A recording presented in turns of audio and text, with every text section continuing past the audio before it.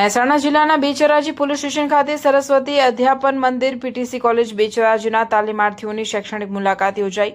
આ મુલાકાત દરમિયાન તાલીમાર્થીઓ જે ભવિષ્યના શિક્ષક છે, જેને અભ્યાસની સાથે સાથે બાળકોને કાયદા કાનૂનનું જ્ઞાન આપી આવનારી પેઢીને સુરક્ષિત બનાવવાની છે।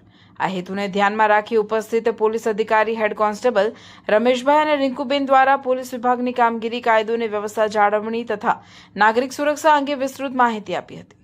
વિશેષમાં એમણે ખાસ જણાવ્યું હતું કે આજના સમય પ્રમાણે દરેક સ્ત્રીઓએ પણ કાયદા કાનૂનથી જાગૃત બનવું જોઈએ। 18 વર્ષથી નાના બાળકોના જાતીય સતામણીનો કાયદો પોસ્કો એક્ટની વિસ્તૃત માહિતી આપી હતી અને સોશિયલ મીડિયાનો ઉપયોગ અને સાયબર ક્રાઇમથી કેવી રીતે બચી શકાય, ટ્રાફિકના નિયમોનું પાલન વગેરે બાબતોથી તાલીમાર્થીઓને જાગૃત કર્યા હતા।